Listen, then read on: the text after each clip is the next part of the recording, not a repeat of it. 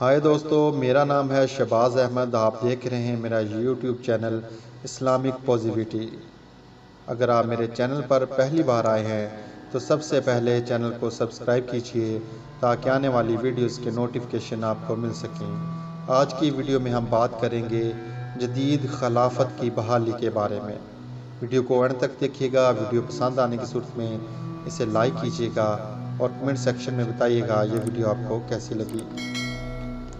اسلام کی 1400 سالہ تاریخ گواہ ہے کہ عرب کے صحراؤں سے جو روشنی پھوٹی اسے آفتاب عالم بنانے میں سب سے بڑا ہاتھ اتحاد کا تھا۔ اتحاد اور یکجہتی کی امنگ سے ہر قلعہ فتح ہوتا گیا، ہر دیوار کفر گرتی گئی۔ صدیوں تک کوئی بھی اسلام کا ہم پلہ نہ بن پایا۔ اس اتحاد کے پیچھے سب سے بڑا راز قرآن کا درس تھا، جس میں اتحاد کا حکم تھا۔ اتحاد عالم کی سب سے اہم اور مضبوط کڑی تھی خلافت۔ خلافت کے ادارے نے مسلمانوں کو باہم جوڑ کر رکھا۔ وہ مسلم چاہے عرب کے صحراؤں میں ہو یا ترک کی سرزمین کا، وہ مسلم چاہے ہند کا ہو یا مشرق بعید کا، وہ ہر ایک اکائی سے منسلک تھا جس کا نام تھا اسلام۔ خلافت کا ادارہ مسلمانوں کے بیچ ایک بہت بڑی امید کا نام تھا کہ جو بھی ہے خلیفہ کے ذریعے ہی مسلمانوں کی اجتماعی ترجمانی ہو رہی ہے۔ خلیفہ کے اعلان جہاد کرتے ہی تمام جہتوں سے لشکر اکٹھا ہونے شروع ہو جاتے تھے۔ محمد بن قاسم کو ہی دیکھ لیجئے، جب وہ دمشق سے نکلا تو ایک چھوٹی سی فوج کی کمان کر رہا تھا، مگر سندھ پہنچتے ہی وہ ایک خاصے بڑے لشکر کا سالار تھا۔ 21ویں صدی عیسوی میں خلافت بظاہر ناممکن دکھائی دیتی ہے، کیونکہ کہا جاتا ہے کہ جدید دنیا میں خلافت جیسے نظام کی کوئی جگہ نہیں، یا یہ بھی خلافت ایک ناپائید ادارے کا نام ہے۔ لیکن یاد رکھیے کہ مسلم فتوحات میں خلافت کا ادارہ قائم نہ ہوتا تو کبھی بھی اس وقت کی طاقتیں ڈیر ہو نہ پاتی۔ سوال یہ اٹھتا ہے کہ ایک وقت میں 57 ممالک کو کیسے ایک لڑی میں پرویا جا سکتا ہے، اور اس کا جواب بہت ہی آسان ہے۔ حال ہی میں دیکھ لیجئے، اس وقت سپر پاور امریکہ بھی 50 ریاستوں کے اکٹھ کا نام ہے۔ امریکہ کی تمام ریاستیں اپنا الگ آئین رکھتی ہیں۔ سب سے حیران کن بات یہ ہے کہ تمام ریاستوں کا ایک پرچم بھی ہے، لیکن جب یہ 50 ریاستیں ایک وحدت سے جڑتی ہیں تو دنیا کی ایک عظیم طاقت یعنی کہ سپر پاور امریکہ کا ملک وجود میں آتا ہے۔ اس سلسلے میں دوسری بڑی مثال برطانیہ کی ہے۔ اپنی تمام تر سلطنت اور راج پاٹ کو کھونے کے باوجود بھی آج تک برطانیہ 4 اکائیوں پر مشتمل ہے، جس میں سرزمین انگلستان، ویلز اور شمالی آئرلینڈ شامل ہیں۔ یہ تمام ریاستیں آزاد ہیں اور اپنے دستائل رکھتی ہیں، لیکن گریٹ بریٹن کا نعرہ ان کو ایک جسم ایک روح بنا دیتا ہے۔ یہ دو طاقتوں کے علاوہ یورپی یونین بھی ایک اہم مثال ہے۔ ماضی میں دیکھا جائے تو 20ویں صدی کے زیادہ تر دورانیے پر حکومت کرنے والا سوویت یونین بھی کسی ایک ریاست کا نام نہ تھا۔ جیسا کہ نام سے ہی ظاہر ہوتا ہے، وہ ایک یونین تھی جو کہ وسطی ایشیائی ریاستوں، یورپی ریاستوں اور موجودہ روس پر مشتمل تھی۔ اس اتحاد کی بدولت روس آج بھی ایک عالمی طاقت کی حیثیت رکھتا ہے۔ یاد رہے کہ موجودہ روس بھی ایک فیڈریشن کا نام ہے جو کہ مختلف چھوٹی چھوٹی ریاستوں پر مشتمل ہے۔ اس کے علاوہ چین کا کمیونسٹ سسٹم، ریاستی مالیاتی اور آزادیاں ان کا ایک سپر پاور بنانے کے لیے کوشاں ہیں۔ غرض جدھر بھی دیکھیں، اتحاد اور مضبوط یکجہتی کی بنیاد پر ہی بڑے بڑے ممالک کھڑے ہیں۔ اگر نئی دنیا یعنی کہ امریکہ کی ریاستیں مل کر ایک ہو سکتی ہیں تو پھر مسلمان عالم کیوں نہیں؟ اگر یورپ شدید لسانی اور جغرافیائی تنازعات کے باوجود اکٹھا ہو سکتا ہے تو ہمیں کیا ہے؟ ایسا کیوں ممکن نہیں کہ ہم تمام اسلامی ممالک مل کر وحدت قائم کر لیں؟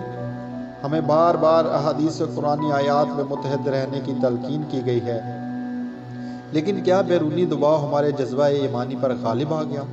بلکہ حقیقت تو یہ ہے کہ ہم خود ہی اکٹھے ہونا نہیں۔ کیا ایسا ممکن نہیں کہ تمام ممالک مل کر خلافت کا اعلان کر دیں؟ 57 ممالک مل کر اپنا ایک پرچم تشکیل دیں، ایک آئین، ایک خلیفہ بنا لیں۔ جس طرح امریکہ میں تمام 50 ریاستوں کو آئینی آزادیاں حاصل ہیں، اسی طرح سب آزادیاں آج کے اسلامی ممالک کو حاصل ہوں گی، جبکہ امور خارجہ اور دفاعی معاملات خلافت کے زیر ہوں گے۔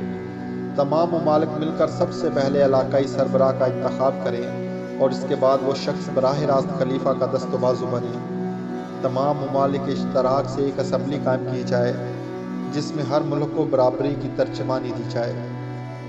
اس طرح سے اسلامی ممالک مل کر اب بھی 21ویں صدی میں خلافت کو نافذ کر سکتے ہیں، جس سے 1.9 ارب لوگوں کی ترجمانی ہو سکے گی۔ ان کی متحدہ فوج، متحدہ معیشت اور متحدہ آئین ہو۔ ایک معینہ مدت کے لیے خلیفہ کا انتخاب کیا جائے۔ جمہوری طریقہ کاروں سے ایک مکمل آزاد فیڈریشن قائم کی جائے۔ ہر ایک ملک اور علاقے کے حصے کو حق حاصل ہوگا کہ وہ بلا روک ٹوک خلیفہ بننے کے لیے حصہ لے سکے۔ ہر خطے کی نمائندگی ہو اور انتہائی مضبوط اور طاقتور ریاست وجود میں آئے، اور اس کا نام ہم کچھ بھی رکھ سکتے ہیں، خلافت، اسلامک فیڈریشن یا کچھ بھی۔ اس اتحاد کے ذریعے تمام ممالک کو علاقائی طور پر ثقافتی آزادیاں ہوں اور داخلی طور پر ریاست آزاد ہو۔ اندازہ لگائیے کہ اگر ایسا ہو جاتا ہے تو کیا شان ہوگی مسلم قوم کی۔ تیل کی دولت، وسیع معیشت، ایٹمی اثاثے، لاکھوں کروڑوں پر مشتمل فوج، غرض ہر لحاظ سے ہم ایک طاقتور ملک بن جائیں گے۔ جب ایک خلیفہ کی پکار پر تمام مسلم دنیا سے مجاہد جہاد کے لیے اکٹھے ہوں گے تو پھر ہمیں بھلا کون للکار پائے گا؟ آج کی جدید دنیا میں تمام تر تقسیم قومیت کے نام سے ہے۔ ہر ملک نے قومیت کی تعریف اپنے حساب سے کر رکھی ہے، لیکن اس کے مقابلے میں اسلام نے قومیت کی نہایت سادہ اور واضح تعریف کی ہے۔ کوئی بھی شخص جو کہ کلمہ گو ہو وہ مسلمان ہے، خواہ اس کا تعلق کسی بھی علاقے سے ہو، کسی بھی ملک سے ہو، کسی بھی صوبے سے ہو، وہ پنجاب سے ہو، بنگال سے ہو، ترکی سے ہو، عرب سے ہو، وہ مسلمان ہے اور جسد واحد کی حیثیت رکھتا ہے۔ اسلام میں قومیت کی تعریف رنگ، نسل، قوم، قبیلہ، حتیٰ کہ جغرافیائی معاملات کو دیکھنے سے مار رہا ہے۔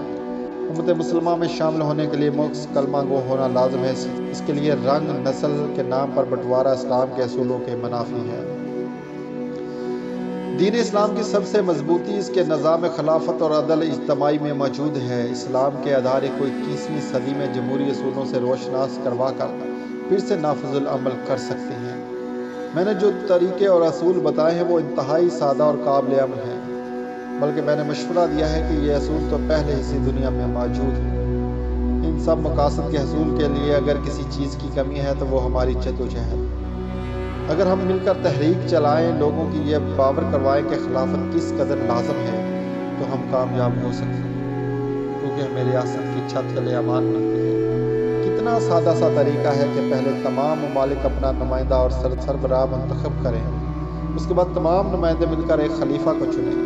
ان سب سے ہماری جدید مضبوط خلافت قائم ہو سکتی ہے، جس کا اپنا ایک دارالخلافہ ہو جو کہ پوری مسلمہ امہ کی نمائندگی کرے، چاہے معجزے سے ہی صحیح۔ لیکن سوچئے کہ اگر اللہ کی کرم سے یہ ہو جائے تو ہم کتنے طاقتور ہو سکتے ہیں۔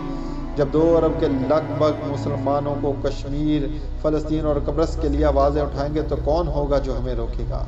ہمیں اس نظام کے تکمیل کے لیے سب سے پہلے یہ ماننا ہوگا کہ خلافت اب بھی زندہ کی جا سکتی ہے۔ ہمیں اپنی سوچ کی اکائی کو ایک پرچم کے تلے اکٹھا کرنا ہوگا۔ ایک پرچم، ایک آئین، ایک خلیفہ، ایک مذہب، ایک فوج۔ ہم پھر سے ایک بار چرخے نیلی فام کو چھو لیں گے۔ ناظرین، اگر آج کی ویڈیو اچھی لگی ہو تو ویڈیو کو ضرور لائک کیجیے گا اور کمنٹ سیکشن میں بتائیے گا یہ ویڈیو آپ کو کیسی لگی۔ ویڈیو مکمل دیکھنے کا شکریہ۔ اگر چینل ابھی تک سبسکرائب نہیں کیا تو چینل کو ضرور سبسکرائب کر لیں۔